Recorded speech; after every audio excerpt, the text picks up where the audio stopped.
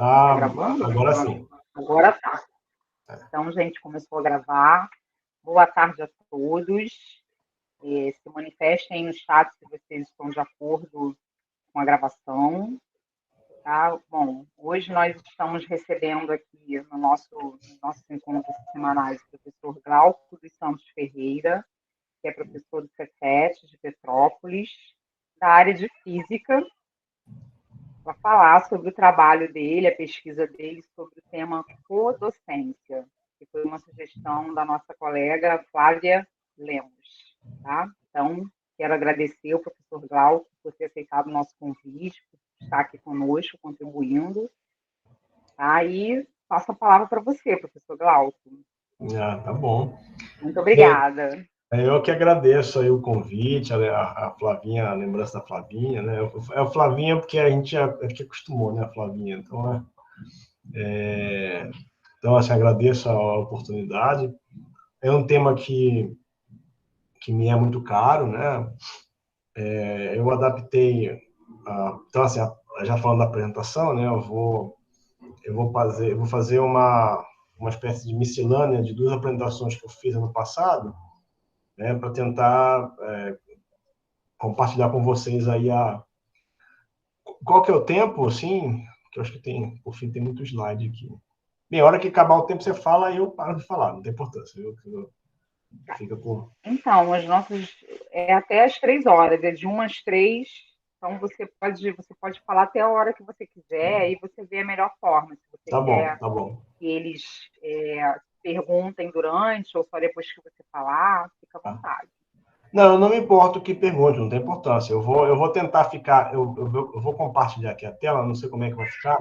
Eu vou tentar deixar o chat também aqui visível para mim, de essa maneira que, se tiver alguma pergunta durante, eu posso, ou então alguém também, se quiser comentar durante, não tem importância não, tá? Porque senão fica muito cansativo também para todo mundo. Então, eu posso aqui tentar compartilhar. Deixa eu mudar isso aqui de monitor. Vou ficar um pouco de lado agora, porque eu estou...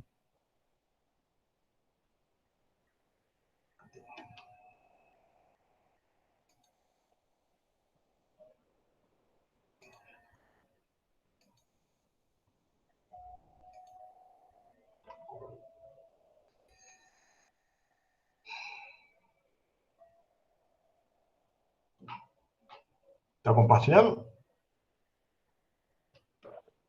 Tá sim, Glauco. Estamos vendo. Vou colocar aqui no modo apresentação. Agora eu perdi vocês de vista, viu? Que tenta fazer, mas Pode não... deixar. Qualquer A coisa, gente sinaliza por áudio. Exatamente, que eu perdi aqui Eu perdi Bem, então, a ideia de apresentar, mais uma vez eu agradeço, né, o convite, eu gosto muito de falar do tema da codocência, e aí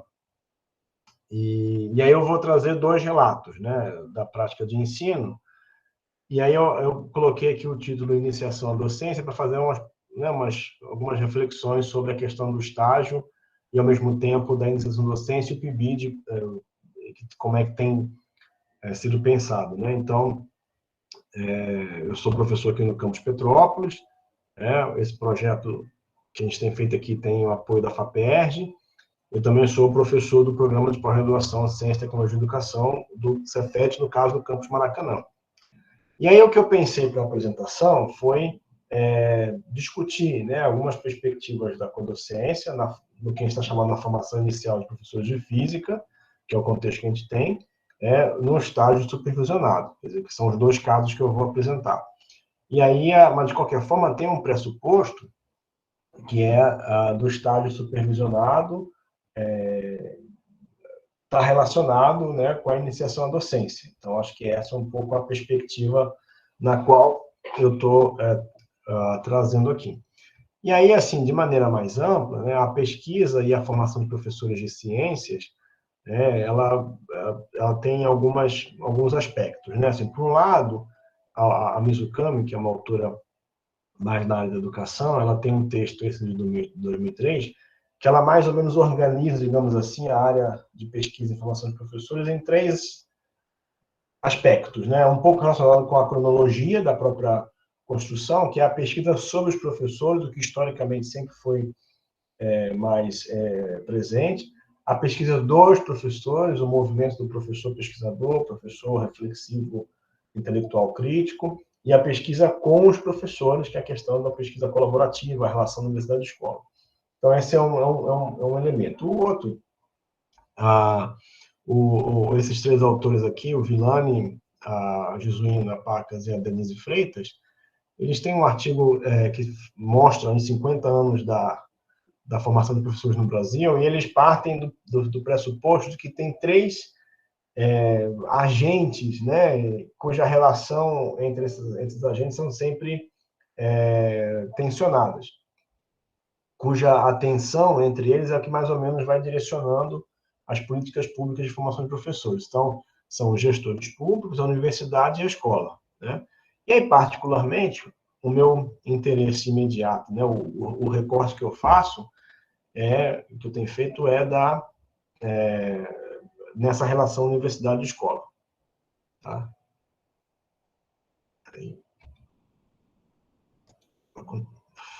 Foi. E aí, assim, como, digamos assim, nota introdutória, né, a gente tem essa perspectiva da formação inicial de professores, especificamente do estágio supervisionado, e aparecem algumas características, né?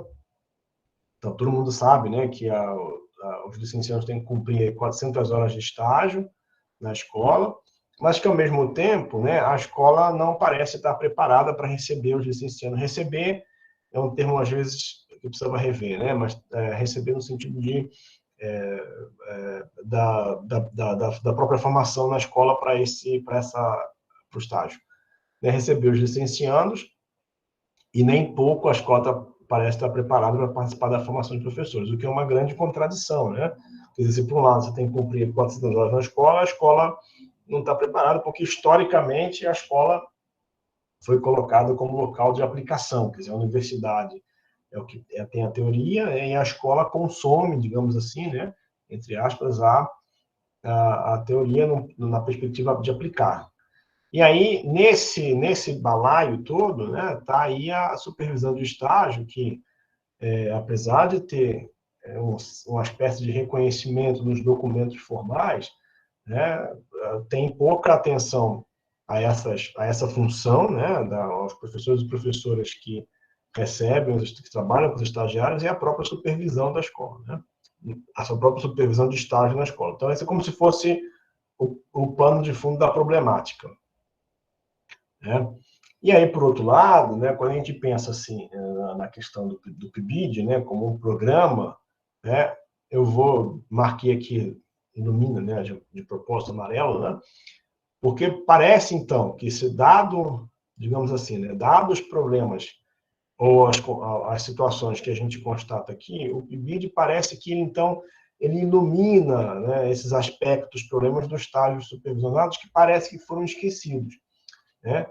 E aí eu parto de um pressuposto da Pimenta e Lima, no artigo, inclusive, que ela faz crítica ao PIBID, mas eu parto desse pressuposto aqui de que o PIBID se instala em forma de atividades e projetos de ensino e pesquisa nos mesmos espaços institucionais por onde transita o estágio curricular supervisionado. Então, existem aí algumas semelhanças sobre as quais a gente pode ir falando ao longo da nossa conversa, né?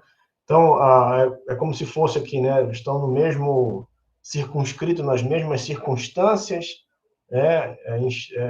a UPBID, o estágio, mais recentemente agora, a residência pedagógica.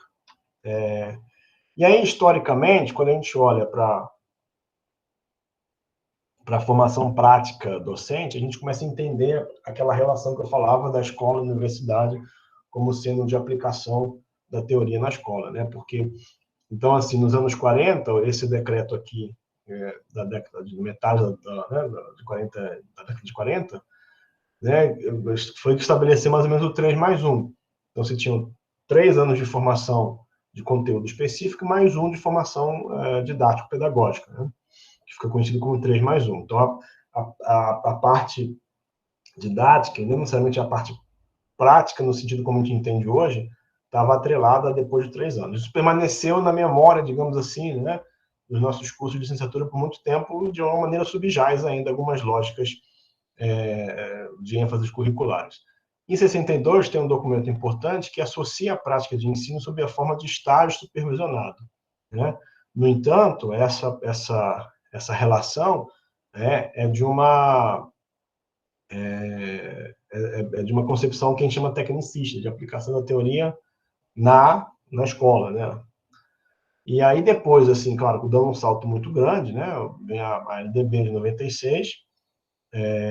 Então, essa aqui foi antes ainda da LDB de 71, né? E antes ainda, portanto, da ditadura militar. A LDB de 96 define, por fim, 300 horas de estágio, 200, depois 300, uma coisa assim, né? E aí vieram as diretrizes curriculares específicas para a formação de professores. 91, 92, eu me pergunto aqui se tem uma nova concepção de prática, né? Traz a questão das 400 horas do estágio supervisionado, a ideia de prática como componente curricular, que há 20 anos as pessoas vêm com ênfases diferentes, né, vêm debatendo. Em 2015 e 2019, 2015, depois, né, de quase aí, 15 anos, tem uma nova reformulação, com o aumento da carga horária do curso de licenciatura, mantendo as 400 horas de estágio de prática. Em 2019, mantém a carga horária de estágio prático total, né? Mas traz aí a ideia de competências e traz a ideia da base, que tem sido uma grande discussão aí, que reformula os cursos todos e é a grande discussão do momento. E aí eu, brincando, né, da onde vem o termo iniciação à docência? E aí eu comecei a rastrear, assim, de maneira simples, né? Aí eu encontrei uma tese que foi orientada pelo Terrazan, que é um professor da área de ensino de ciência e matemática também. E aí fala também a tese, por fim, escreve o que eu já tinha concluído, né? Assim, que é difícil rastrear o termo, né? Quando você coloca lá no Google termo iniciação à docência, vem tudo relacionado ao PIBID, né? Então é difícil rastrear, do ponto de vista dessa leitura, dessa pesquisa documental. E aí, no documento que eu mencionei aqui, um dos documentos, né, esse de 2015, aparece o termo 3 vezes, né, se relacionando, dizendo, por exemplo, como esse aqui, né, o PPC em articulação, blá, blá, blá, deve abranger características e dimensões da iniciação à docência, né? E nos documentos, então, de 2012 e depois de 2019, aparecem esses termos. Então, a ideia é mostrar um pouco essa... Na LDB, quer dizer, mostrar algumas... Não bem a origem do termo, né, mas a partir de quando começou a ser usado. Na LDB, quer dizer, no artigo 62, que fala da formação de professores de nível superior, tem algo assim, né, que os municípios, blá, blá, blá, incentivarão, mediante política pública, programa institucional de bolsa de iniciação à docência. Não está falando que é o PIBID, mas são algum tipo de programas que privilegiam a iniciação à docência. Isso está na LDB e é uma alteração de 2013. Né? Então, assim, eu não encontrei nos documentos oficiais, e aí fica a pergunta se quem cunhou o termo iniciação à docência foi o PIBID, porque aqui em 2013 é posterior aos primeiros editais do PIBID, e também aqui anteriormente, em 2015, também é posterior, anteriormente no slide, né? Já é posterior ao primeiro edital do PIBID, que data de 2007, 2008, uma coisa assim, se não me for a memória. Tá? Então, a ideia, então, é a gente pensar um pouco por lado na formação prática e relacionar a ideia de iniciação à docência a uma formação prática. No entanto, eu gosto de chamar a atenção porque para a gente não cair em algumas armadilhas, né, nessa narrativa da prática. Então, por exemplo, assim, né, na Inglaterra, a questão da formação de professores se deslocou toda para a escola. Bem, é complexo como é que se dá lá, mas, por exemplo, depois de quando o curso especificamente para você ganhar a certificação para ser professor no Reino Unido, tem uma duração de 1 ano, esse curso específico, né? E 2/3 da carga horária na escola, né? Então, assim, é toda baseada na escola. Isso tem alguns problemas, algumas críticas, né? Por exemplo, um esvaziamento teórico. Eu encontrei um artigo recentemente, em 2018, eu acho que da própria Mena Ludick, que passou um tempo lá na Inglaterra agora recentemente, e eles levantam a hipótese de que esse deslocamento para a escola foi uma estratégia da Margaret Thatcher, na época em que ela era primeira-ministra, para poder justamente esvaziar, não do ponto de vista do teórico, mas de tirar um pouco o domínio das universidades. E aí tem toda uma discussão, quando saiu a legislação, as diretrizes de 2001 e 2002, né, tem um grupo de professores que vão debater a questão do local da formação. Eu não sei se alguém levantou a mão, fez barulhinho, não estou vendo. A Elvira levantou a mão, Glauco. Claro, pode comentar.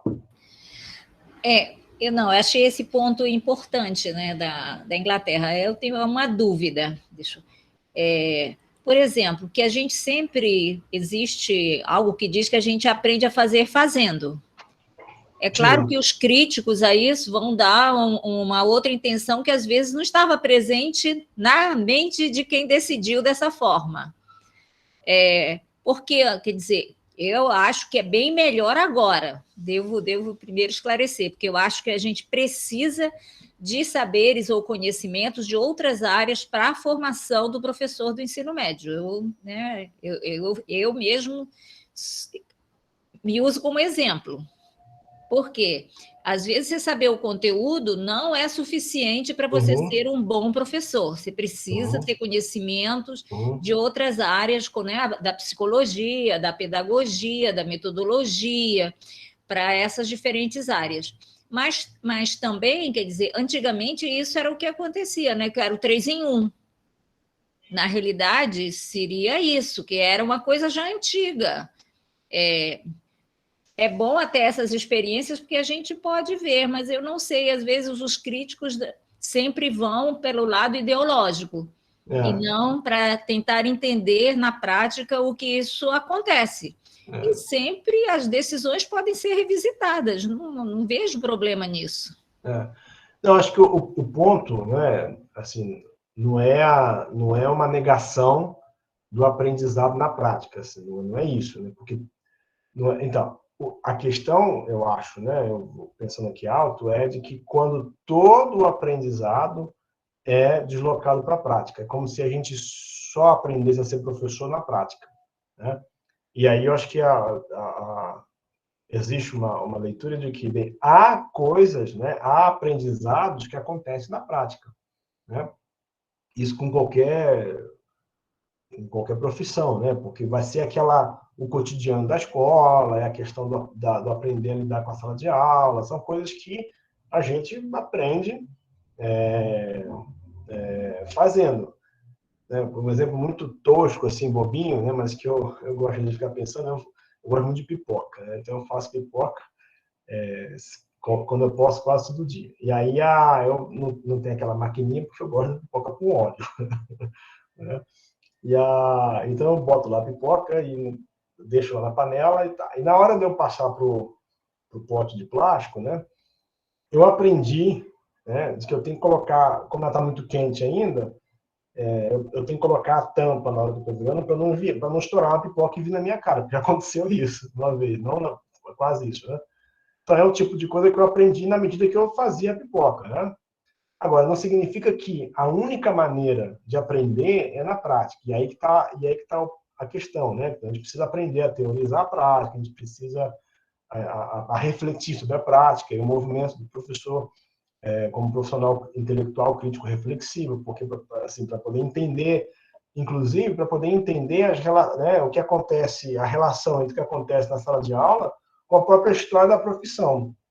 E isso, quer dizer, isso não está associado só a aprender fazendo, né? Então, assim, existem aprendizados circunstanciais daquilo que aparece, né, do cotidiano, da prática do cotidiano, mas a reflexão sobre o que acontece, sobre por que isso acontece, isso está associado também com a postura crítica da própria história da escola, história da profissão, a história, por exemplo, no caso do estágio, da relação universidade e escola, e por aí vai, né? Então, quando eu coloco a questão aqui da Inglaterra, é a leitura desses autores, porque falava que, né, num projeto da Margaret Thatcher, quer dizer, era de tirar um pouco a autonomia da universidade. Não podia, segundo esses autores que eu li, não podia fazer isso atacando a universidade diretamente, então você tirou a formação de professores numa reforma curricular. Né? Mas aqui, quer dizer, é uma leitura que eu tenho. Eu estava planejando um pós-doc lá na Inglaterra, mas não aconteceu por causa da pandemia, né? Mas é um pouco nesse sentido, quer dizer, quando eu chamo qual é a armadilha, é justamente isso, porque às vezes o discurso da prática, né, do que a prática pela prática, ou que a gente aprende na prática, ou de que a teoria na prática é outra, elementos como esses, às vezes subjazem, né, ou mantém ali uma perspectiva de que a única forma de aprender é na prática e você negligencia, né, toda a formação teórica. Não estou falando que você diz isso, mas como você no sentido amplo, né? Mas e aí o que eu chamei de essas armadilhas. Então, por exemplo, né, existem aí hoje em dia alguns apostilados, que eu chamei assim, né, que nem tem sistemas de ensino, né, tem um sistema de apostilados para a formação de professores. Um exemplo que está aí, né, é o Teaching for America, e você tem Teaching for vários países, né? E lá na Inglaterra, especificamente, porque na Inglaterra tem várias possibilidades, no Reino Unido, né? Várias possibilidades de você obter uma certificação. Né? E aí acho que é outra coisa que a gente precisa diferenciar, que é a ideia de formação e certificação. Né? Então, tem várias formas de você obter uma certificação, que são vários percursos lá, caminhos, e um deles, e aí não necessariamente é a universidade que proporciona isso. Acho que essa é a questão que eu estava me referindo. E um deles, a Menga me relatou que tinha um desses, que eu estou chamando de apostilado, um desses programas, vamos chamar assim, para ser um pouco mais formal, que o curso se constituía em 6 semanas, lá na cidade de Leeds. Então, você fazia 6 semanas lá de atividade, não sei o quê, papá, e depois disso você tinha já o qualified, né? Você tinha a certificação. Né? Então, é um pouco nessa perspectiva de que às vezes a formação prática isolada, né, fora da perspectiva crítico-reflexiva, portanto teórica, né, de entender o que está acontecendo, é um pouco nesse sentido que eu estou colocando. Se alguém quer comentar alguma coisa? Eu quero. Quem eu acho é a Aline. Aline, tá. Então, eu acho também que é bom a gente falar que essa forma de ver a teoria separada da prática é uma postura. Né? Há pesquisadores com uma postura de ver essas coisas assim muito juntas. E também de que é possível desenvolver a teoria a partir da prática. Né? A teoria também pode sair da prática. Né? Por exemplo, quando tem autores que investigam a formação dos professores, desenvolvendo uma postura investigativa nos professores. Então, a ideia é investigar mesmo como que o professor aprende e constrói seus aprendizados dentro da prática. E aí, a partir daí, ele tem para ele fazer uma reflexão fundamentada, ele precisa se ancorar em teorias. Né? Então, nesse sentido, a teoria não é tão separada da prática, assim como outros autores colocam. Então, porque assim, postura, né, de ver essas coisas separadas. A minha hipótese, aqui eu vou falar como hipótese, né, porque eu precisava pensar, precisava fundamentar melhor, mas a minha hipótese está nessa relação que a gente estabelece, né, como se fosse um lastro. 3 mais 1. Dessa concepção tecnicista, né, que a gente associou à prática, né, que vem um pouco de uma perspectiva que o pessoal chama na literatura de racionalidade técnica, é como se fosse o positivismo da formação de professores. Você tem um conjunto, você tem a técnica prevista, você vai lá e aplica. Né? Então, alguém desenvolveu um uma forma de você ensinar e você vai lá e aplica. Isso aconteceu quando a gente olha para a história dos projetos, né, de ensino que PSSC, na matemática também teve, era equivalente, né? Que é um pouco essa perspectiva. Então, assim, meu palpite, né, vamos dizer assim, é de que essa perspectiva que muito nos orienta em termos de formação, digamos assim, eu acho que está um pouco associada a essa concepção tecnicista, né, da racionalidade técnica, ou seja, de aplicação da teoria. A teoria no sentido é como se fosse uma formação às vezes técnica, sei lá, para médico ou para enfermeiro. Você tem a parte teórica e depois tem a parte prática, no sentido de que assim, na parte teórica você aprendeu. Oi? Eu ia dizer assim, ó, primeiro você tem que aprender a teoria na universidade, depois você vai para a escola aplicar na prática. Isso, então, mas a ideia dessa aplicação é como se a gente, na educação, fosse possível ter uma espécie de, que nem tem aquele handbook de integral, né? Você tem um grande handbook de possíveis aplicações, né? E aí, por exemplo, você vai numa área mais técnica, da enfermagem, vamos chamar assim, vou dar um exemplo. A injeção, a vacina, um tipo de injeção intramuscular, ou assim, você tem que ter tal ângulo, você tal agulha, pá. E aí, quando você vai na prática, você pega aquele manual ali e faz, porque é um procedimento protocolar. Esse tipo de perspectiva não me parece que seja possível. Quer dizer, não é que você não precisa, você prever, mas eu acho, né, que a ideia de aplicação aqui tá apoiada nessa perspectiva de que é como se tivesse um grande handbook, né, de possíveis situações na sala de aula. Eu vou lá e aplico, né? E isso aí endossa teoria separada da prática. É isso que eu quis dizer. Ok, obrigada, Glauco. Imagina.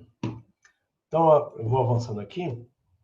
E aí, assim, algumas questões para poder tentar pensar, então, no estágio supervisionado, né? E aí, quando eu estou falando do estágio, eu estou na perspectiva da iniciação à docência.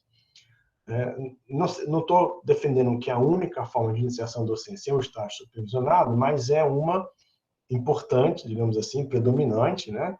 E que talvez apareça a relação, para muitos dos licenciados, né, mais direta com a docência, que é quando muitos vão para a escola a primeira vez. O PIBID antecipou isso, sobretudo nesse modelo atual, né, de que o PIBID está relativo a quem está na primeira metade do curso, né? Então, ele antecipa um pouco essa questão.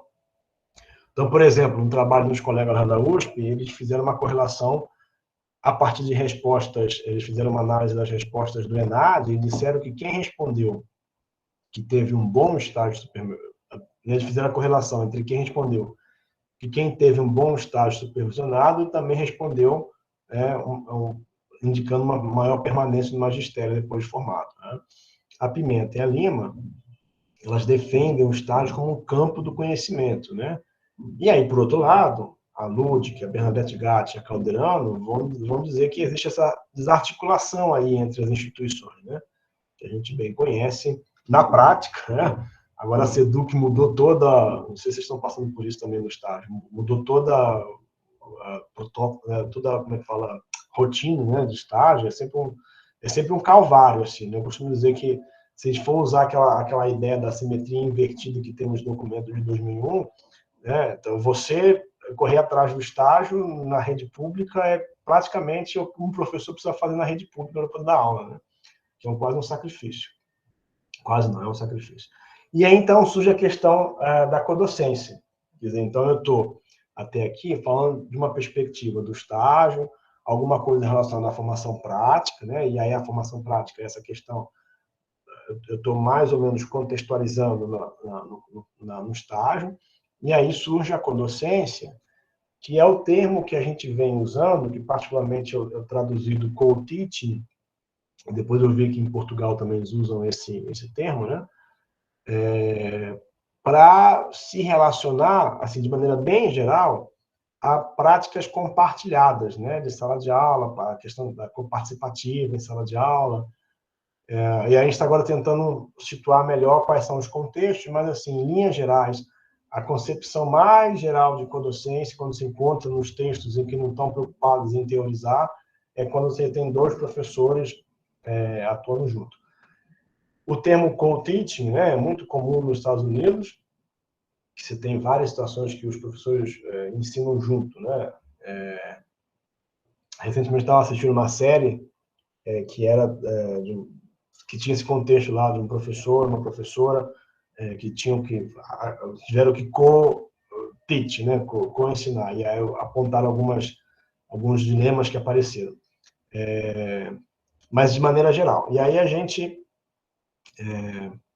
né, então assim, quando eu olho, por exemplo, no dicionário, né, lá no dicionário português, regime de ensino em que 2 ou mais domínios curriculares são assegurados por mais de um professor simultaneamente. E é uma outra característica, acho que eu vou falar mais para frente, vou deixar para depois, né? E aí, quando você faz essa busca simples também nos dicionários brasileiros, eu não encontro, né? Mas aí eu gosto do teatro mágico, e aí, né, nem toda palavra é aquilo que o dicionário diz. E aí vamos começar, então, a problematizar. E aí uma referência que é muito basilar para a gente, que é do Michael Rolfe e Boyd, que mostram, né, a ideia do co-teaching, mantida aqui em inglês, intencionalmente, como um modo de ensino que caracteriza, um ensino-aprendizado que caracteriza uma apropriação das práticas sociais complexas, consistente com a ideia de simetria entre um e o outro. E daí o heurístico vem um pouco dessa perspectiva aqui. E o Tobin, que é também lá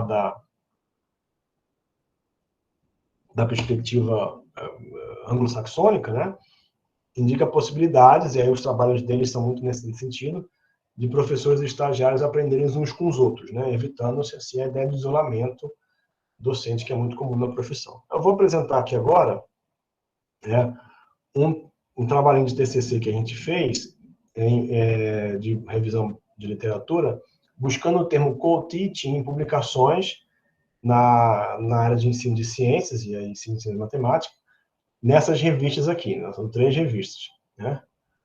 Aqui, é Research in Science Education, Journal of Science Education, Cultural Studies of Science Education. Porque justamente a gente queria tentar entender os contextos em que o co-teaching, né, são utilizados. A gente percebeu que, no contexto das revistas que a gente analisou, primeiro, tem uma distribuição mais frequente aqui na década de 2010 para cá, né? A Cultural Studies of Science Education é a que mais tem, e aí tem uma questão, porque o Tobin e o Michael Rolfe são autores de influência dessa revista, e aí são contextos similares ao estágio supervisionado. Eu digo similares porque tem algumas questões diferentes, mas são contextos em que, por exemplo, como esse aqui, professores estagiários, né? Quer dizer, no contexto da formação inicial, especificamente em situações muito similares ao nosso estágio supervisionado. Isso nas revistas anglo-saxônicas, estou chamando assim por causa de língua inglesa. E aí, por exemplo, em Portugal, a gente vê outras perspectivas, que é a ideia da atuação, que nem o dicionário apontava, né? De 2 ou mais professores em um processo de gestão curricular. E aí, eu precisava investigar melhor aqui, porque a gente não fez uma revisão tão sistemática como fez na primeira, que em Portugal teve uma reformulação curricular que possibilita alguma questão, como se fosse algum espaço curricular justamente para isso, para que 2 professores atuem juntos. Então, por exemplo, essas autoras aqui portuguesas, elas mostram e chamam essa prática de ensinar juntos de codocência. E aí, nesse caso aqui, é uma prática interdisciplinar de uma professora, acho que de Física, Química e Biologia ou Geociências sobre chuva ácida, né? Então, ali tem uma perspectiva que traz a questão da interdisciplinaridade. Aqui não vou discutir, porque isso também é eu chamo de linha de mafagafo, né? Dá para a gente ficar discutindo várias coisas. Mas a ideia de fazer isso é para poder mostrar um pouco a diferença de perspectiva, né? Que não me parece ser, a partir desse busca simples aqui, não me parece ser tão comum a ideia da codocência com essa perspectiva do co-teaching aqui. tá? Acho que para poder tentar separar no contexto português.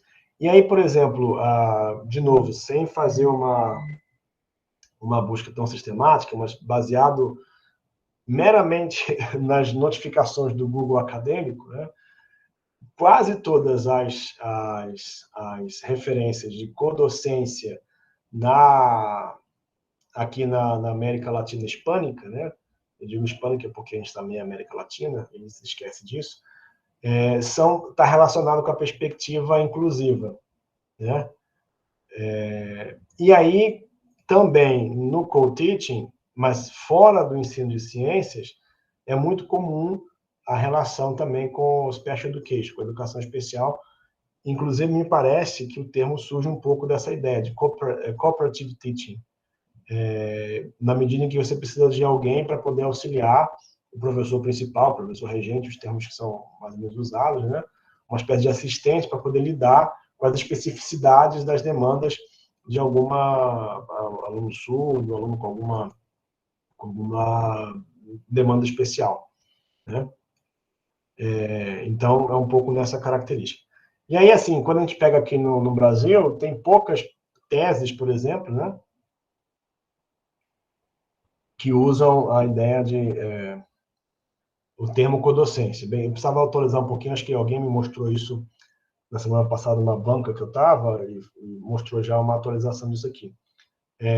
Então, por exemplo, dessas 4 aqui, 2 são vinculadas à minha própria tese, a uma aqui do contexto do Cefet, que eu co-orientei, e uma outra do Sul, que trabalha com a perspectiva que aí traz um pouco as reflexões sobre colonialidade na relação entre Portugal e Timor-Leste, e uma outra de Brasília, se me falar a memória, isso, que já traz a questão do tradutor e intérprete de línguas, de sinais.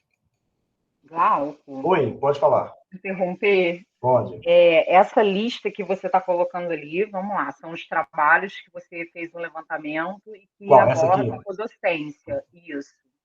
Mas só no ensino de ciências? Aqui, não, quando eu vou... Matemática está aí? Quando eu falo, desculpa, é verdade, quando eu falo ensino de ciências, ensino de ciência e matemática. Tá. Eu ia te Então, perguntar... Eu ia te perguntar se você conhece o trabalho do LAPRAME, que é um grupo de pesquisa da UFRJ, do PEMAT. Coordenado pelo Vitor Giraldo. Vitor Giraldo, eu ia comentar, tá, porque eles têm alguns trabalhos sobre codocência. Isso. Beleza. Então, é porque aqui, essa listinha aqui, ela é resultado de quando eu vou lá no catálogo de teses e dissertações da CAPES. Aí eu coloco lá codocência, aparecem, agora são 6, aparecem uma lista muito restrita de codocência. E, curiosamente, estão todas relacionadas ao ensino de ciências e matemática, da área de ensino, digamos assim, na antiga área 46 da CAPES, que é ciências e matemática. E aí, por exemplo, outros termos como docência compartilhada, que é a perspectiva que o Vitor trabalha, aparecem em situações, tanto no curso de pedagogia, como o próprio Vitor. E há outro termo também que aparece, que aí está mais fora do ensino de ciência e matemática, que é a bidocência, né, que é mais frequente em trabalhos, quando me refiro a trabalhos, é tese e dissertações relativos à educação especial. Eu vou comentar já o do Vitor, um pouco mais. Né? E só para poder, em termos de curiosidade, né, eu achei essa questão aqui de um concurso público para o cargo pedagogo e educação especial. Eu só esqueci de onde que é o cargo, eu acho que é do Sul. E aí a codocência apareceu como uma opção de questão aqui, né? Quer dizer, relacionada à educação especial, nesse caso. Certo? Então, assim, o que eu estou tentando fazer com esses últimos slides aqui, né? Vou passar aqui rapidinho, é mostrar um pouco essa ideia dos contextos, né? Em que o termo é usado, né? para mostrar que nem toda palavra é aquilo que o dicionário diz, que às vezes tem maneiras específicas de se apropriar desses termos e dessas práticas. E aí aqui que entra o Vitor, né? Esse ano a gente realizou o Sincodoc, o primeiro simpósio de codocência e docência compartilhada, que foi todo de forma assíncrona, todo de forma virtual. Inclusive, tinha algumas pessoas da Unirio, não sei de que contexto, do CAP, né? E o Vitor foi um dos professores que ajudou a gente a pensar, né? E a ideia de docência compartilhada, que o que eles estão fazendo lá é uma prática um pouco diferente do que a gente faz no estágio, porque eles fazem o professor da educação básica junto com o professor lá da universidade para compartilhar, né, uma disciplina de matemática. E aí eles estão trazendo ideias sobre isso, né? E é por isso que a gente manteve, né, o simpósio de codocência e docência compartilhada, porque é uma questão de... Porque assim, a gente discutiu bastante isso lá no simpósio, foi bastante interessante, né? E aí eu lembro que alguém falou, né, assim, o nome nunca é só um nome. Então, assim, não adianta querer dizer, de um ponto de vista mais epistemológico, que a docência é igual a docência compartilhada. Bem, há elementos comuns, mas, assim, o nome nunca é só um nome por causa das apropriações específicas, né? Então, nesse sentido que a gente resolveu manter a docência, codocência e docência compartilhada.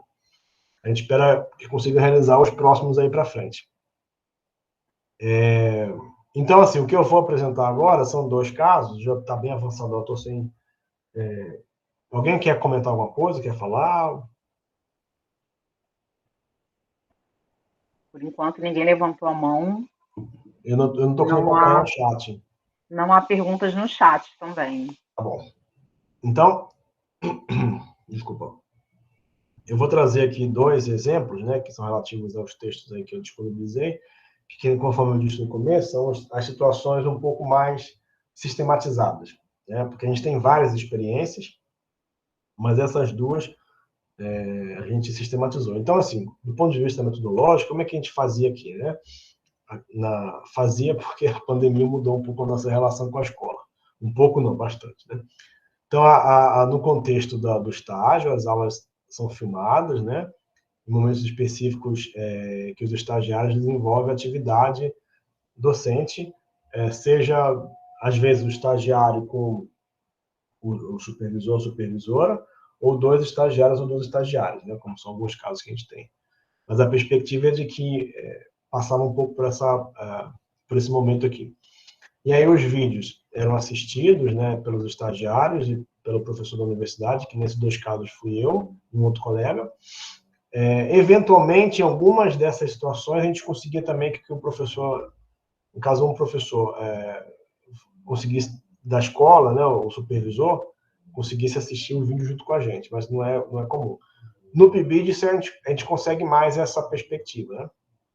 Bem, e aí, como parte do procedimento, né, os estagiários, nesse caso, nos 2 casos, os estagiários, eles selecionaram trechos dos vídeos para eles analisarem, né? E aí isso compunha um trabalho final como análise das próprias aulas. Então, é mais ou menos o recorte geral, né?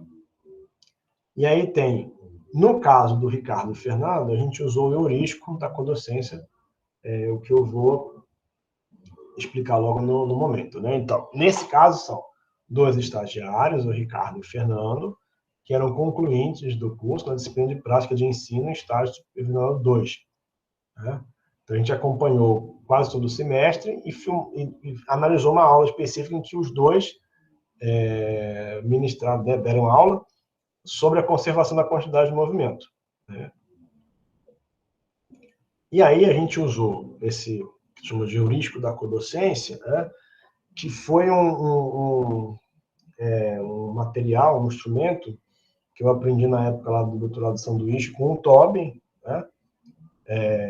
Eu não cheguei a conhecer o Michael Rolfe, mas o Tobin eu trabalhei com ele, e aí essa perspectiva de que é uma espécie de survey, né, que não é bem um questionário, com afirmações, né, com aquela escala Likert como resposta para cada afirmação, variando de 1 a 5. A ideia desse heurístico, por um lado, era facilitar o processo de reflexão sobre e da própria ação a partir do questionamento do que acontece na sala de aula. Então, a maneira como a gente usou em alguns casos, tanto quanto eu testemunhei lá na época do sanduíche, quanto aqui também em Petrópolis, eram o uso, algumas vezes, nessa maneira que as perguntas, as afirmações, né, colocavam os respondentes, os estagiários, ou até mesmo no caso pibidianos, para poder pensar sobre o que aconteceu na sala de aula e planejar as próximas ações. Então, o planejamento, né? E, claro, também ajuda a gente a investigar as percepções dos sujeitos e as tomadas de consciência sobre o processo. Então, por exemplo, um recorte, né? É esse aqui, né? Eu escuto atentamente meu colega de codocência, e aí aqui tem as opções de resposta. O meu colega de codocência me escuta atentamente, então é a minha percepção sobre como que eu me relaciono com o colega, no caso, o parceiro de codocência, outro professor, e como que eu percebo que o colega se relaciona comigo, né? E aí a gente se referir a um contexto específico, então, por exemplo, na última aula que vocês trabalharam juntos, como é que vocês respondem isso aqui? Então, no caso, o Ricardo e o Fernando, eles responderam isso aqui sobre a aula da Lei da Conservação da Quantidade de Movimento, né? Então, eles... E aí tem aqui, né? O meu colega de codocência aqui. Eu tenho noção, quando o meu colega quer contribuir, né? Daí o meu colega percebe quando eu tenho algo a contribuir, né? Porque às vezes é curioso, quando a gente não coordena muito bem, vai apresentar um trabalho em grupo, por exemplo, né? Aí um fala, atropela, mas eu falo, não, mas eu ia falar isso, aí você vai, dependendo, dá um chabu, né? Dá um choque ali. Então, por exemplo, outro aqui, né? O meu colega quer contribuir e eu torno isso possível. Eu quero contribuir, o meu colega torna isso possível. E daí são 50 pares, nesse modelo que a gente tem, 50 pares de afirmações, né? Muito relacionada na tentativa de estabelecer essa simetria entre o eu e o outro. E aí a gente fez uma primeira, nesse texto do Ricardo e Fernando, a gente fez algumas características, né? Então, a ideia de percepção, colaboração e confiança, né? Então, quais são os itens do heurístico que estariam relacionados a isso? Eu percebo, ele me percebe, eu percebo meu parceiro, ele me percebe, eu me percebo, né? E aqui estariam os itens que a gente está correlacionando. Então, entre A e B, em geral, são 1, 2, isso, 3 e 4. Isso. Outros são de colaboração. É alguém falando aqui estão fazendo uma reforma aqui, eu pensei que fosse alguém pedindo palavra aí. E outro é a questão da confiança. Então, é como se fossem características importantes, né, que a gente interpretou a partir do heurístico.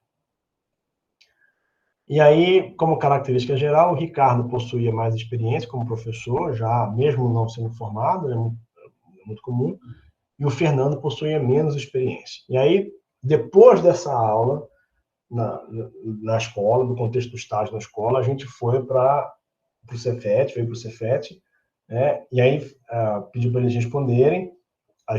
Eu e o Marcos Corrêa, né, que é o outro professor, a gente, então, analisou as respostas deles e tentou depois fazer algumas perguntas, né, para poder estimular essa reflexão sobre a aula a partir das respostas. Então, uma que eu vou colocar aqui, que foi que chamou a atenção da gente, foi essa discrepância aqui, não sei se dá para ver, né? Na A19, que eu já vou apresentar qual que é, um respondeu que nunca, o Fernando respondeu que nunca, e o Ricardo respondeu algumas vezes. Então, essa A19 eu tenho noção das maneiras pelas quais meu colega de codocência está se tornando como eu. Aqui teve uma dificuldade, porque da tradução, a gente não tinha ainda feito as validações de tradução e tal. Mas, fundamentalmente, é a maneira como um aprende com o outro, né? Então, um marcou que nunca, e o outro marcou algumas vezes. E aí eu vou me reportar aqui agora a situação do vídeo, a situação em que a gente chamou atenção, né? Porque quando um marcou que nunca e o outro marcou que algumas vezes, a gente chamou atenção para uma situação em que eles usaram o mesmo recurso diante de uma situação de dificuldade. Então, esse aqui é o Ricardo, o Fernando permanecia assim o maior tempo da aula aqui na frente, né?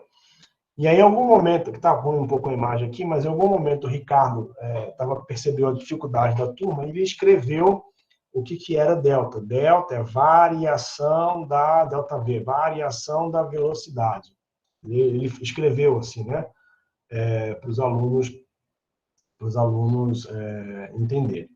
E aí, numa outra parte da aula, o Fernando estava explicando, então, a variação da quantidade, o que era a quantidade de movimento, né? E aí, quando ele colocava delta P, o P de momento, quantidade de movimento, né? Delta Q, os alunos não entenderam. Então, o que ele fez? Ele usou desse mesmo recurso aqui, escreveu a quantidade de movimento é igual, não sei o quê, menos o quê, blá, blá, blá, blá, blá, né? E a gente, depois, então, foi perguntar os dois por que, apesar deles terem feito aquilo, por que um marcou que nunca e o outro com... E aí eles se deram conta, então, vou passar rapidinho, né? Se deram conta, então, de que eles tinham, basicamente, assim, se apropriado da estratégia do outro sem perceber, né? Justamente o Fernando, que marcou nunca, né? E aí eles respondem aqui. Então, não tinha, eu estou vendo a semelhança que eu tinha feito com o que eu fiz, com o que ele, o Ricardo, tinha feito. Então, se houve uma influência, eu não estava consciente. Então, a ideia de que o instrumento ajuda a gente nesse processo que eu chamei aqui, né, de tomada de consciência. Está muito longe. Certo? Bem, então um pouquinho, né? A gente fez a ideia da confrontação. Alguém quer falar mais alguma coisa sobre heurístico, sobre esse caso?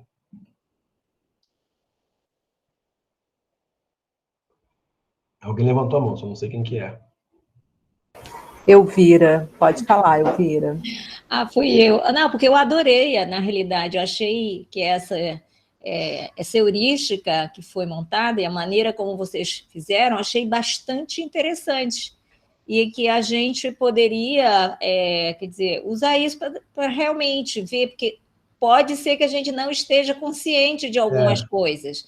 E isso acontece, às vezes você acha que o pensamento é seu, você nem se dá conta de que você já ouviu, e às vezes até as pessoas ficam chateadas. Porque eu achei assim, super interessante. E esse caso que você, quer dizer, que você trouxe, que se relata, realmente acontece com bastante frequência, eu acredito. Mas eu achei legal a maneira de que assim, ficou quantificado, né? Vocês não só conseguiram registrar, é uma pesquisa que mostra que isso acontece. E que, às vezes, não é por mal, de uma parte ou de outra, na realidade. Exatamente, exatamente, não é por mal. Não é por mal.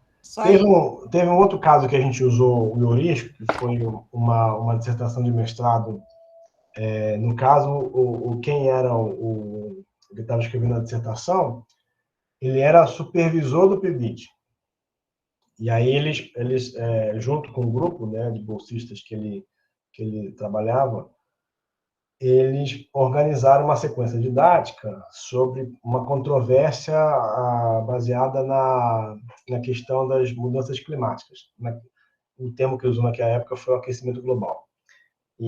Então, eles se organizaram, né, os bolsistas, como é que ia ser, em qual aula ia ser apresentada a controvérsia, as regras da controvérsia, depois os elementos, né, a questão um pouco da termodinâmica, e depois terminaram com o júri, essa ideia do júri simulado, que é bastante comum o pessoal quando vai usar a ideia de controvérsias com CTS, essa coisa assim.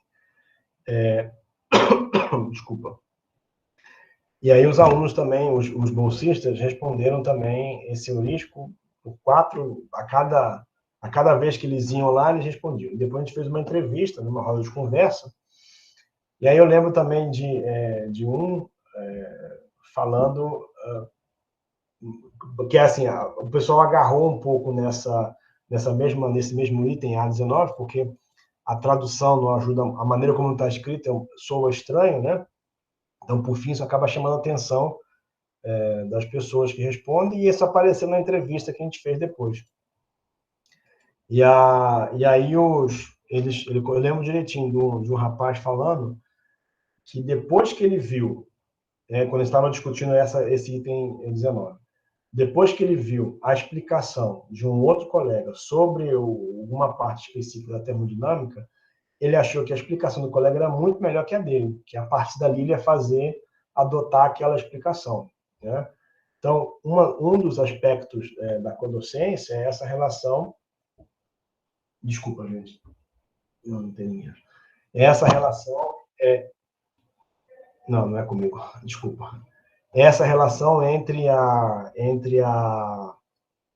o aprendizado entre o eu e o outro, né? Tá? Glauco, a Elvira levantou a mão. Tá bom, pode falar. Oi, não, é que eu me lembrei, existe, só para compartilhar com vocês. Na realidade, lembrei que há uma explicação biológica. Nós temos alguns neurônios que foram exatamente identificados, que a gente chama neurônios espelho. Por exemplo, pelas pessoas que identificaram esses neurônios, que é mais ou menos que é como a gente aprende. Na realidade, a gente aprende muito com as pessoas, com a experiência dos outros. E isso quer dizer, a neurobiologia explica. Então, tem uns que aprendem com os outros, vai ver que tem mais neurônios espelho que eu. Eu só estou dando uma interpretação biológica, depende da quantidade de neurônios espelho que a gente tem. Tem muita gente que não presta atenção nos outros, ou o neurônio não guarda. Essa é uma coisa interessante, mas existe sim, tá bom? Ah, tá bom, eu não sabia, eu não conheço essa parte. Bem, então eu vou o outro caso, rapidamente, porque eu já está avançando, né? Então, foi no mesmo contexto, né, da disciplina de prática de ensino e estágio supervisionado. Então, a gente foi seguindo a ideia, a chegada na escola, a maneira como o supervisor trabalha com os estagiários. Era um supervisor que já estava acostumado, inclusive, a trabalhar, foi supervisor do PIBID, e depois acabou ajudando a gente também no estágio. Quer dizer, a gente conseguia, uma época, coordenar os horários do curso, que aqui é noturno, com os horários do estágio na escola, de tal maneira que, em vez de vir para a faculdade, o pessoal ia para a escola, né? E eu, como professor de disciplina, conseguia também ir na escola várias vezes. Isso mudou um pouco, porque a dinâmica aumentou, as turmas aumentaram, né? E era uma turma de EJA, e o contexto era, então, o conteúdo de máquinas térmicas, né? E a gente usou, o estagiário teve a ideia de usar a história da cidade de Petrópolis, né? Quer dizer, a história da primeira locomotiva a vapor, né? E da linha do trem que passava aqui na cidade para poder trabalhar com os alunos da EJA. E aí, então, assim, essa é a primeira, eu vou trazer aqui já, deixa eu ver como é que eu organizei aqui, tá? Então, no momento em que o supervisor estava falando com a turma, né? E ele falou, então, hoje o Emanuel preparou material que eu dei uma olhada em casa, ele vai falar um pouquinho sobre a Revolução Industrial, a Evolução Normal, e ele fala aqui, eu achei uma ideia fantástica, eu vou passar, a partir do ano que vem, a copiar a ideia. Muito boa ideia, né? Então, de novo, na perspectiva do aprendizado um com o outro, né? O supervisor aprendendo, né, digamos assim, com o outro colega professor, que não era professor ainda, que é o estagiário, né, numa perspectiva diferente de ensinar máquinas térmicas e a Revolução Industrial. E aí aqui a gente separou os tempos da aula, na medida em que a maneira como os momentos em que o supervisor fazia o que a gente chamava de intervenções, né? Eu vou explicar aqui na parte da foto, desculpa estar em inglês porque eu acabei esquecendo de mudar isso aqui, né? O que a gente começou a chamar de dança da codocência, né? Que é nos momentos em que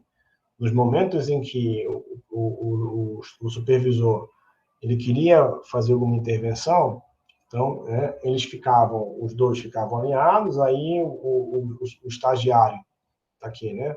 O estagiário ia falar, dava um passo à frente, esse dava um passo atrás, né? E aí quando o supervisor queria falar, ele dá um passo à frente, explica o que tinha para falar e volta. E esse supervisor aqui, ele era bastante experiente, conforme eu disse, já estava acostumado com o PIBID, e estava acostumado a trabalhar com a gente na perspectiva da codocência. Foi ele que mais ou menos deu essa ideia da dança, né? Ele falou uma vez com a gente, é como se fosse uma dança, né? Quando um fala, vai para frente, quando o outro não fala, vai para trás, né? E aí eu vou correlacionar depois aqui o que eu estou chamando de sucesso dessa aula, né? E aí a gente está associando um pouco a perspectiva desse tipo de codocência, né? Em que o supervisor ele faz a participação dele, uma coparticipação. Então, por exemplo, se ele sentiu que a explicação não ficou da forma como ele achava que era melhor, ele vinha para frente e fazia uma complementação, né?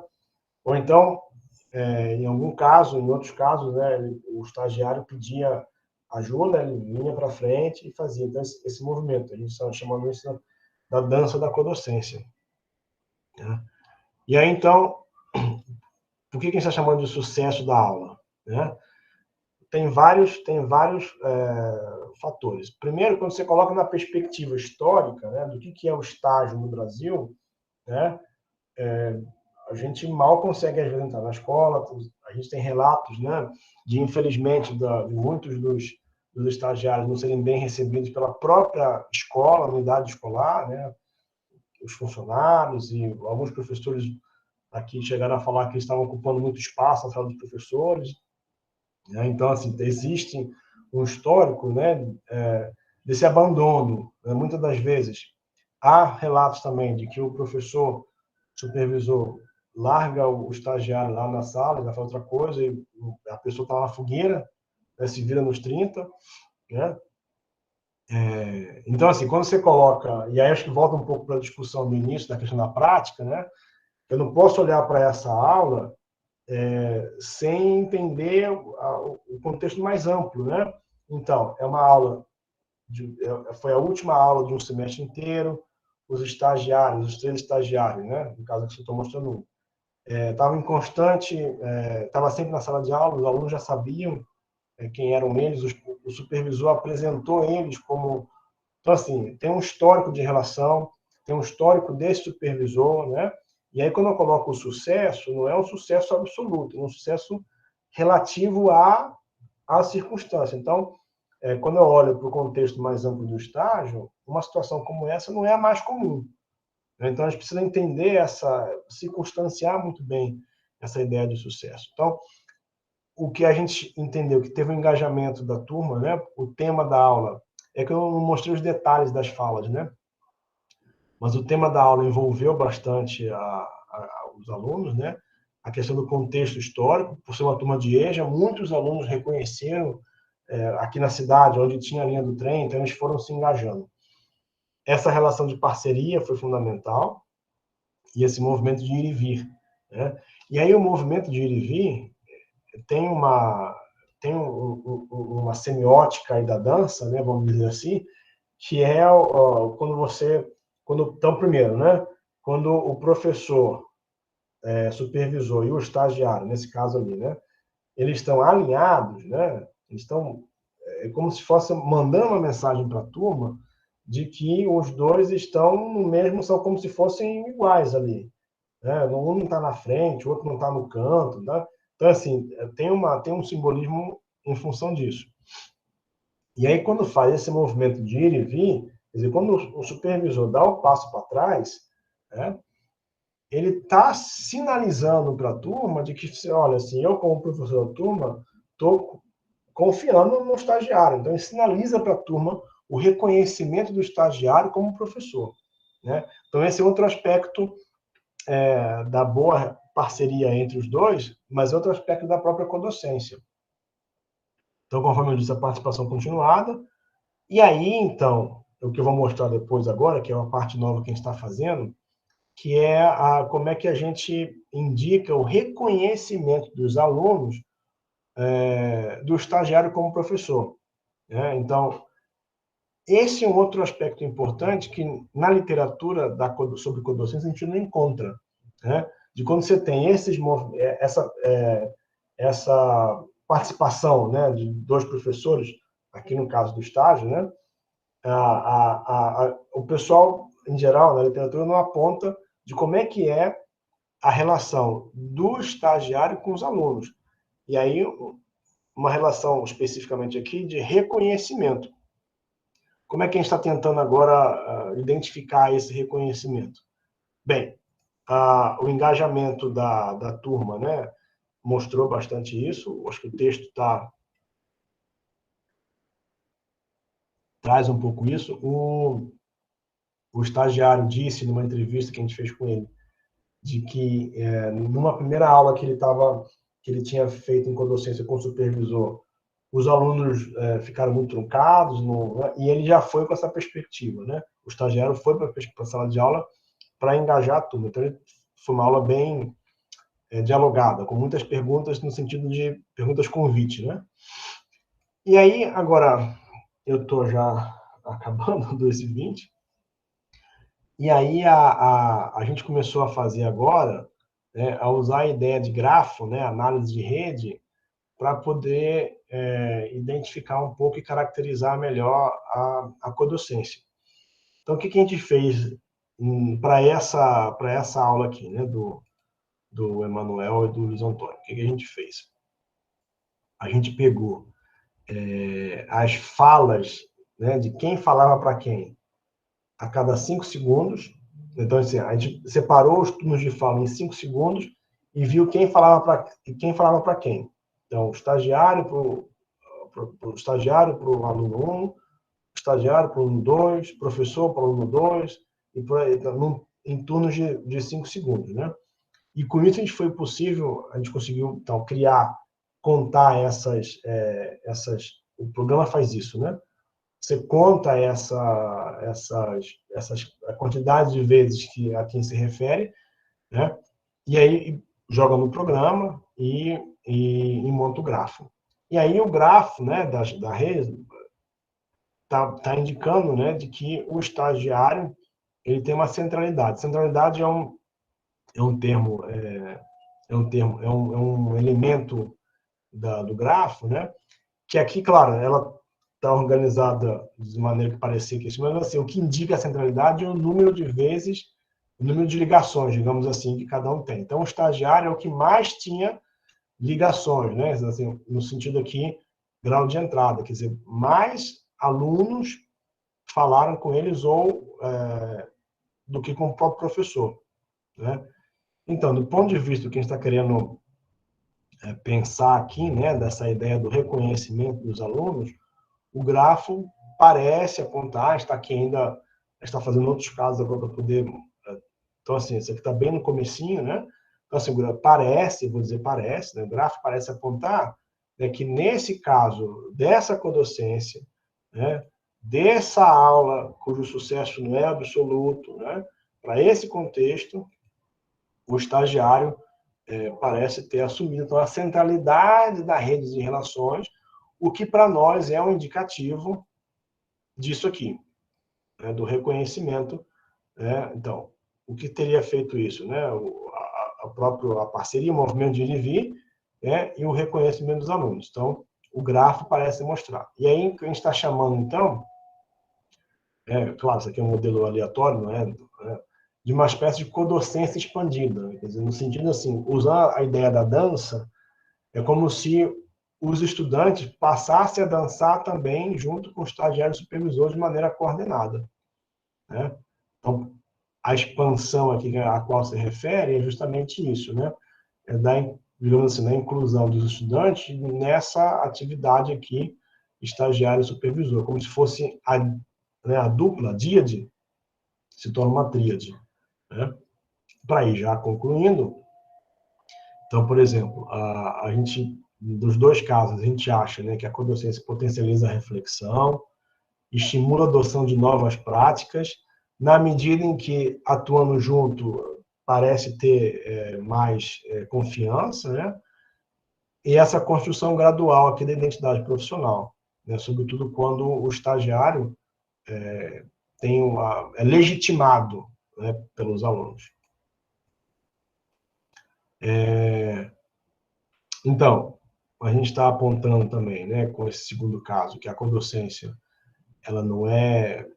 Então, ela é um processo mais amplo do que a ação só de dois professores, né? É uma perspectiva que vincula, então, supervisor, aluno, professor, que, conforme eu disse, não parece ser usual na definição de codocência, porque são sempre dois professores, e aí precisava discutir, inclusive, a própria terminologia da docência, né? Quer dizer, parece meio óbvio, mas a gente precisa lembrar óbvio. Não tem docência, né, sem a relação com o estudante, com o educando, né? Então, a gente aponta para essas duas perspectivas. E aí, no contexto do estágio, no contexto da iniciação à docência, né, a ideia de que práticas, vamos chamar assim, bem-sucedidas de codocência no estágio pode ajudar, né, aquilo que a gente chama do estagiário aparecer, de emergir na turma como docente. Porque também tem um caso contrário, assim, né, de que a gente estava discutindo uma vez no grupo nosso aqui, e alguém disse, né, não sei se foi o relato da própria pessoa que disse isso, ou se foi de terceiro, né, disse que nessa prática da regência, né, da gente tem que fazer regência, naquele dia da regência do estagiário, a turma combinou de não fazer bagunça, né, porque eles entenderam que o estagiário ia fazer a prova também, que era a aula, porque, né, o professor ia avaliar, não sei o que e tal, e os alunos ficaram todos comportados. Né? Então, esse é um outro caso diferente, porque o estagiário não aparece na turma como docente, aparece como um colega, como um aluno, como um par. Né? Então, assim, essa perspectiva aqui, né, do estagiário aparecer como professor, isso é um exercício que se constrói e a gente está entendendo que a codocência tem esse potencial. A ideia aqui, né, do coformador, e aí tem vários problemas que eu não acabei não colocando aqui, do coformador, né, que aí volta na ideia do PIBID iluminar essas questões, esses aspectos, porque o fato do professor, professora, supervisor, supervisora ter uma bolsa no PIBID, isso muda um pouco a relação, né? Porque no estágio não tem esse reconhecimento formal, institucional de quem exerce a supervisão. Então, isso é um problema, né? E não vai ser... O que a gente faz na camaradagem, assim, esse professor que a gente conheceu aqui, ele fazia porque ele gostava, tinha uma boa relação com a gente, trabalhando no PIBID muito tempo, né? Uns 5 anos no PIBID. Então, assim, ele tinha mas a bem da verdade é que ele não recebia, né, depois que saiu do PIBID, não recebia pela função de supervisão, né? Que é isso aqui, né? Então, eu preciso reconhecer essa função. Quer dizer, a gente fala que a escola é importante, mas historicamente a escola não está preparada e a gente vai chegando junto e ainda por cima, às vezes, né, nas nossas aulas, critica a escola, critica o professor, mas, então, de novo, né, a questão da prática ela precisa ser posta historicamente, e aí as coisas mudam um pouco de relação. Gente, aqui são as referências que eu usei ao longo dessa... Tem mais coisa aqui dos trabalhos como um todo, e muito obrigado pela atenção esse tempo todo aí. Eu espero que a gente possa continuar conversando agora. Obrigada, Glauco. Agora, vamos lá, pessoal. Quem gostaria de começar a comentar, a trazer uma questão? Né, o Glauco falou agora há pouco, né,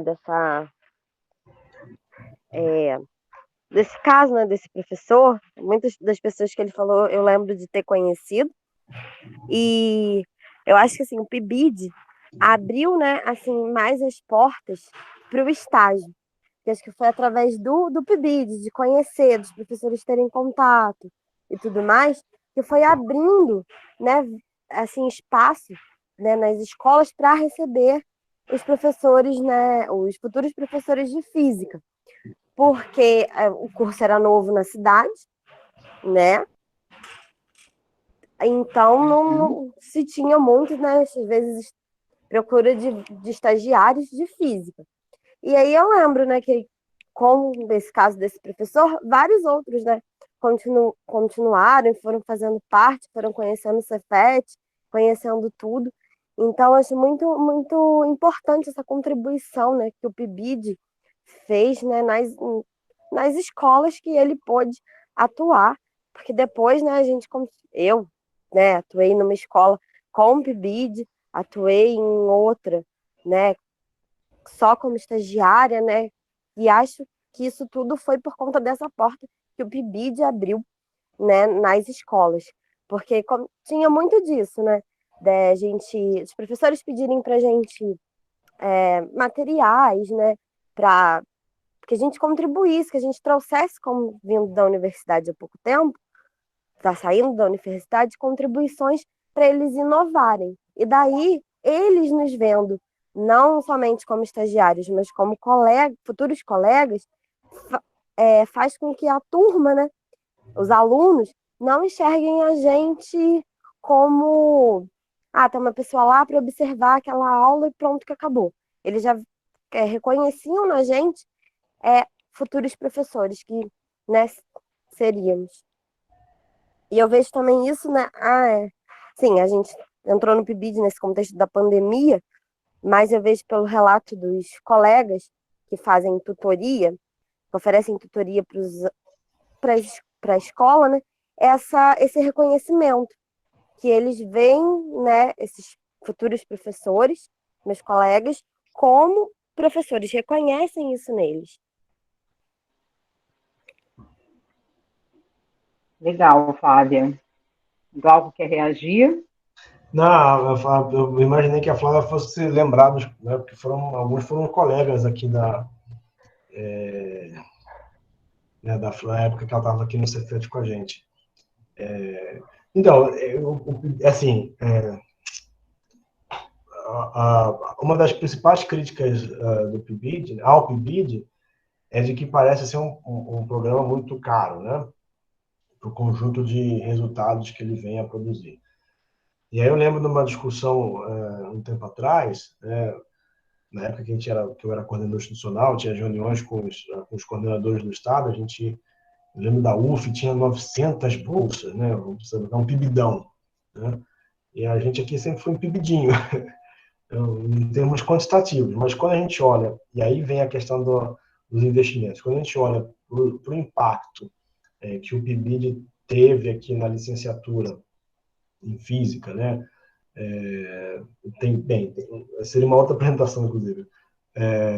Essa questão com a escola, acho que torna o nosso PIBID um PIBidão, porque foi a partir do PIBID que a gente conseguiu estabelecer uma boa relação com as escolas, que o curso, né, a gente fez mais ou menos uma estimativa da permanência de alunos, então a gente atribui um pouco, né, a evasão ainda é grande, mas assim, a permanência em função do PIBID. Então, assim, até 2000 um ano e meio atrás, quase 70% dos que se formaram aqui em Petrópolis foram bolsistas do PIBID.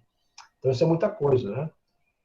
Então, o PIBID, de fato, abre as portas para a gente. E aí, eu acho que a questão, para mim, central, que o PIBID ajuda a gente a pensar os processos, vamos chamar assim, de iniciação à docência, quando joga, então, a luz, né, ilumina, eu diria assim, talvez, a maior fragilidade, uma fragilidade importante, né, dessa relação do estágio, que é justamente o fato do supervisor não ser reconhecido institucionalmente por isso. Então, não tem...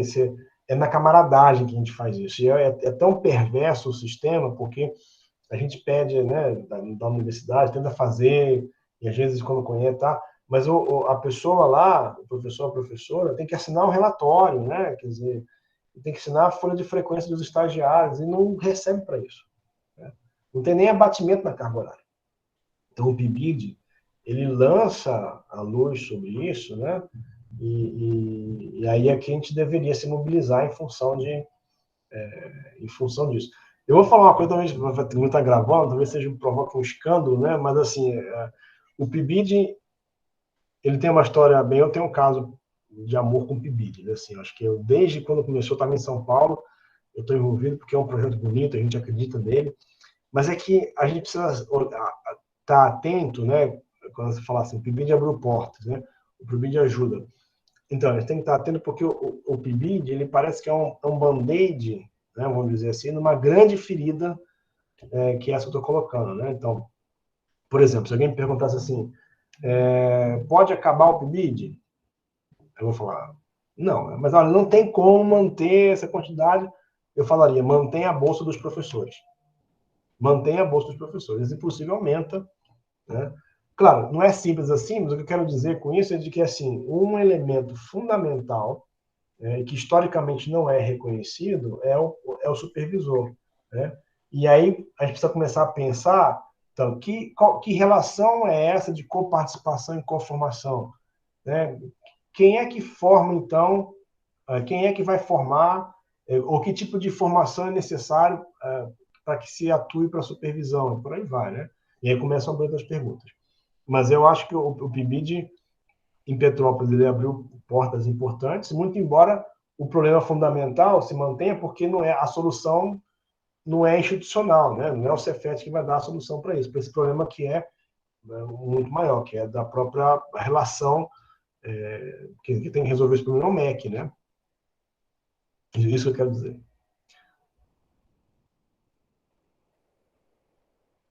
A Luzia está agradecendo, eu que agradeço o convite, mais uma vez. A Elvira está com a mão levantada. Desculpa, eu não tinha visto. Oi, bom, eu concordo plenamente em relação ao reconhecimento dos supervisores nas escolas, em relação ao estágio.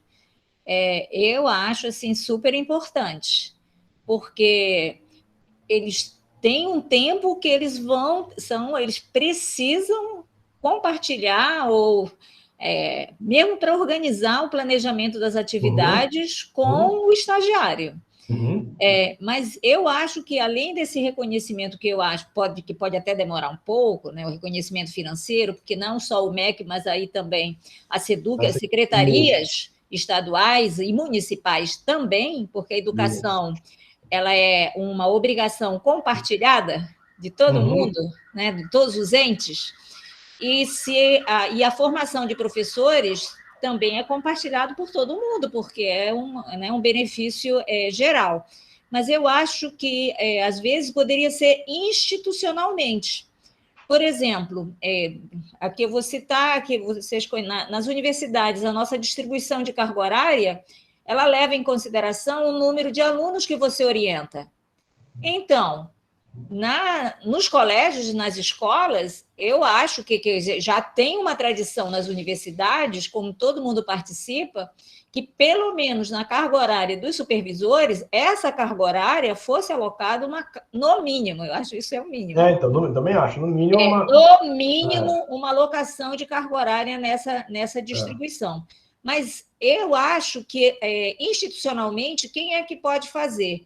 No caso, por exemplo, a Unirio pode, no seu registro, no seu relatório, ou como universidade ou como instituição, mandar algo, pode ser nos conselhos, alguma coisa, para as secretarias, solicitando esse apoio, porque eu acredito que só mediante pressão que possa ficar registrada, e também a gente pode fazer isso junto aos nossos representantes, né? Eu acho que a categoria de professores, a gente pode se unir entre, né, nós, alunos, formandos e professores, fazer essa solicitação junto aos sindicatos que poderiam, então, proteger. Então, às vezes, os sindicatos também, eles não estão com o olhar muito para o crescimento da qualificação. Às vezes, ficam restritos apenas à parte financeira. A parte financeira é super importante? Não tem dúvida, mas existem outras questões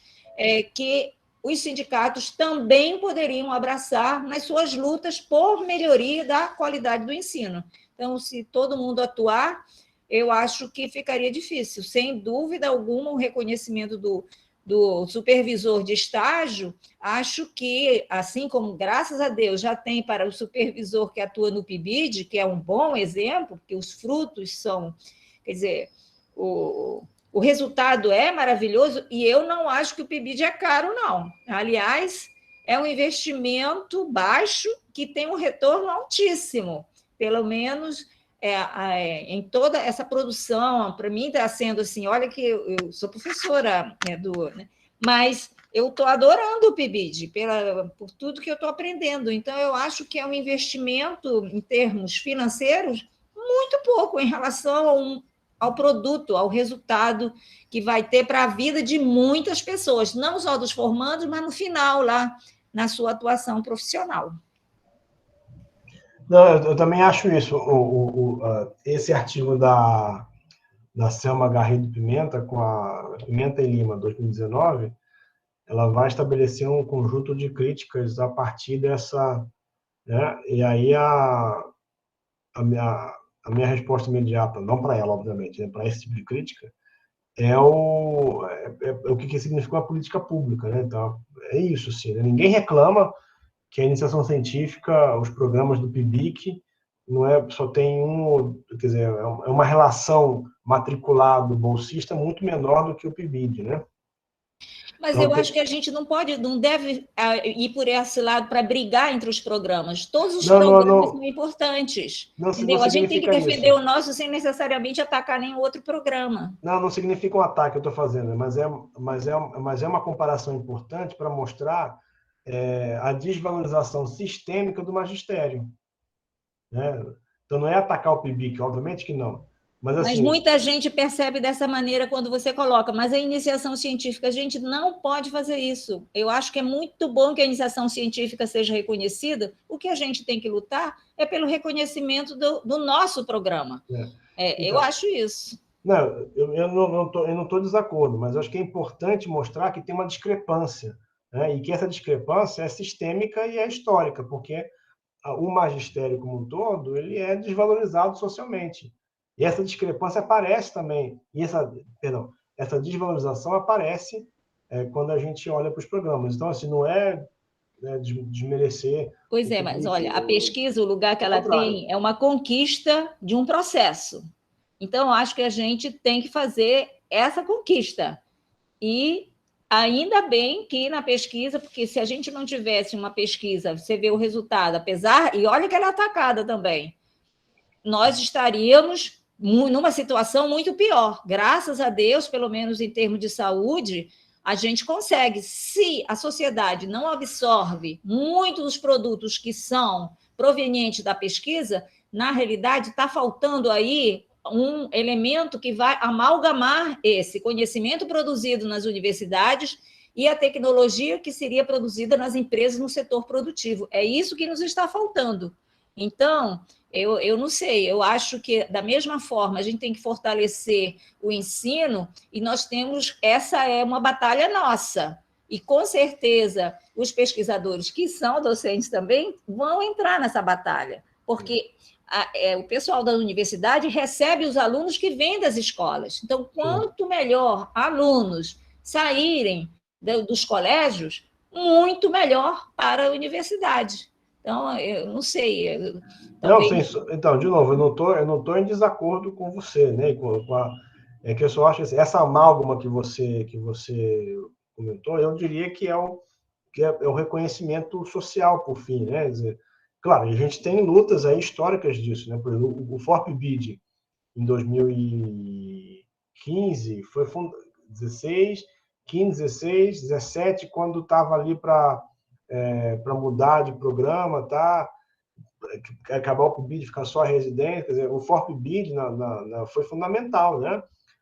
Eu quero dizer o seguinte, assim, a gente tem esses movimentos, isso né? Mas é que, assim, o reconhecimento social, por fim, isso é uma conquista que muda, não muda de um dia para o outro, mas que, numa sociedade que a gente vive, o reconhecimento financeiro está mais ou menos associado ao reconhecimento social. Então, investir no magistério, na profissão, nas escolas, na profissão de professor, né? Reconhecer, do ponto de vista profissional, né? Inclusive financeiramente, valorizar a carreira docente, valorizar as escolas e por aí vai, isso é um sinal de reconhecimento. E a ciência sofre do mesmo problema, porque no momento em que a gente vive, o ataque à ciência é isso, porque ela passa também por uma crise, digamos assim, de reconhecimento, né? Porque as pessoas, por uma série de outros fatores, também não reconhecem a ciência, e aí também começam a questionar todo o investimento, né? Quer dizer, as pessoas não conseguem associar isso que você falou, né? O produto que está, a vacina que chega no nosso braço e todo o investimento que é feito. As pessoas não fazem essa relação, né? Então, Verdade, verdade. Mas então a gente tem que aprender a fazer marketing também. Então, exatamente. A divulgação científica tá aí um pouco para isso. Deveria, né, ajudar nesse sentido, né? Mas, enfim, o que eu quero dizer assim, eu não sou contra o PIBID, obviamente, né? Eu acho que a gente tinha que aproveitar, do ponto de vista da política pública mais ampla, né, as experiências do PIBID para a própria formação, para as próprias licenciaturas, né? No sentido de tentar ampliar o máximo possível os resultados do PIBID e todas as experiências para atingir o maior número de pessoas possível. Olha, eu acho que as licenciaturas avançaram bastante, como, por exemplo, você tem que optar em algumas universidades logo no início. Sim, eu acho que isso foi sim, um ganho sim. muito bom. E que o PIBID, por exemplo, ele atua exatamente nos anos iniciais da carreira, que é exatamente que em termos de outras profissões que são, por exemplo, experimentais, o pessoal da área da medicina, a enfermagem, o odonto, também mudaram as suas estratégias. Porque antigamente, nos 2 primeiros anos, só era a parte teórica. Hoje em dia, eles têm uma parte das disciplinas que levam o aluno lá para ver, para visitar o hospital, para ver o que é, para ver se realmente eles gostam. Por quê? Porque às vezes os alunos faziam, mas depois desistiam. Então, teria quer dizer, o custo de formar, às vezes, um profissional nessa área é caro, e às vezes ele desiste, ele não vai atuar na área. Então, é melhor que ele desista antes do que depois, ou que ele migre para um outro curso que ele ache melhor. Eu acho que deveria ser assim. Não, sem dúvida. Oi, pessoal, eu tô caindo tanto aqui que eu tô com medo de não conseguir fechar. Eu tive que entrar, não tô conseguindo entrar com um PIBID de matemática. Depois eu vou, que acabar a reunião, eu vou entrar para encerrar a gravação, porque senão vai ficar gravando, né? Não, acho que em algum momento... eu não sei dizer. Não sei como funciona isso também. Mas, enfim, eu perdi vários momentos aí da fala de vocês, está difícil de participar aqui. Alguém quer colocar mais alguma coisa, gente? Alguém mais? Aqui no chat também não... Hoje o pessoal não está tão empolgado no chat, né? Não estão falando muito no chat hoje. Bom, então, gente, vou caminhar para o encerramento, antes que eu caia aqui de novo. Bom, quero agradecer ao Glauco, tá? Essa discussão é acalorada, né? Realmente, a docência ainda é muito desvalorizada, essa questão é um nó, né, que a gente tem, né, do estágio do professor não ser valorizado, né, no sentido de não ser reconhecido nem enquanto carga horária, nem enquanto, de alguma forma, financeiramente, como acontece no PIBID, né? É claro que quando tem uma bolsa em jogo, o engajamento é diferente, é muito maior, a gente não pode negar isso, né? Então, exato, exato. falta aí esse reconhecimento institucional mesmo da participação, e necessário, né? Porque como que a gente forma professores sem ter outros professores, os professores experientes participando? A gente precisa dos professores experientes, né? Isso é uma coisa assim óbvia, né? A gente precisa da participação deles. Uma coisa é a gente da universidade, né, falando ali sem estar com os pés no chão da sala de aula, como um professor experiente de educação básica, assim, né? Então a gente precisa dessa união, né? Acho que na educação matemática, né, várias pesquisas, pelo menos na educação matemática, que é de onde eu posso falar um pouco melhor, tá, Glauco? De onde nas pesquisas de formação de professores, está claro assim que a gente tem que unir universidade e escola na formação do professor, né? E para essa união ser mais efetiva, digamos assim, esse reconhecimento é necessário. Espera aí, gente.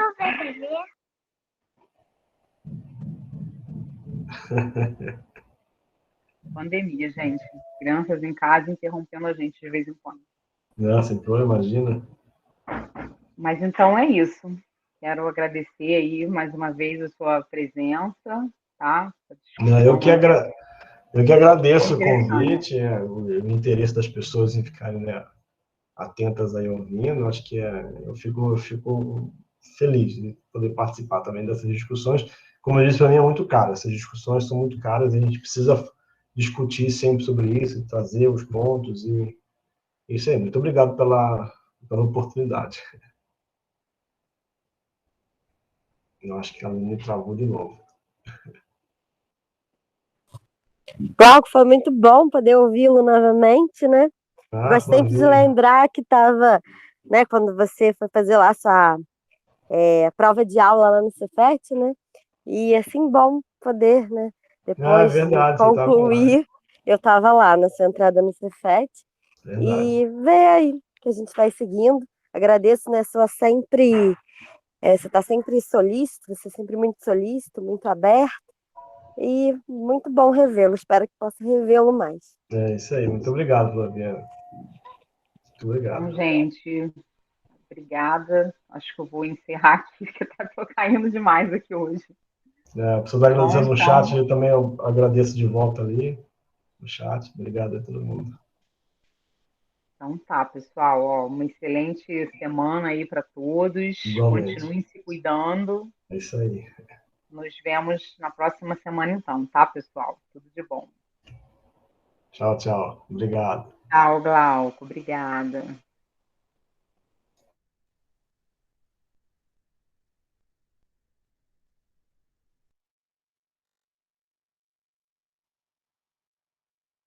Será que alguém pode ficar aqui na sala antes de eu fechar? Michele, Márcia. Márcia, rapidinho. Eu estou aparecendo como Aline Caetano da Silva, né? Bernardes.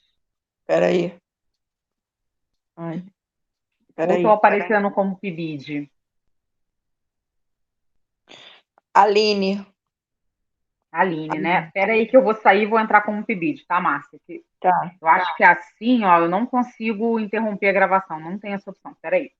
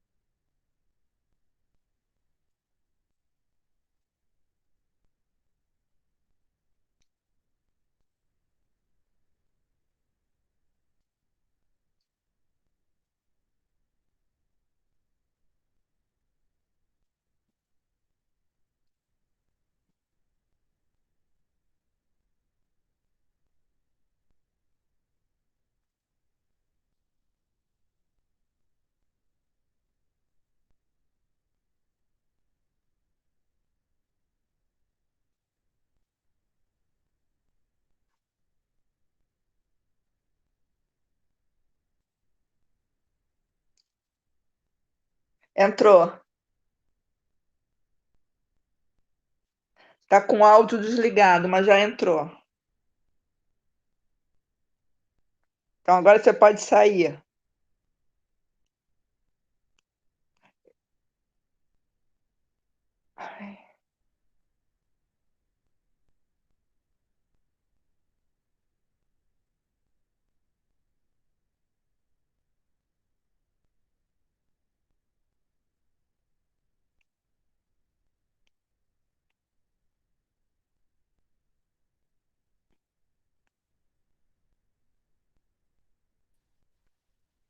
Ó, não parou de gravar. Não, tá gravando ainda. Agora tá como vídeo, não tá? Tá. Agora eu vou conseguir encerrar a gravação. Consegui entrar aqui. Ele estava pedindo para eu fazer login no Google.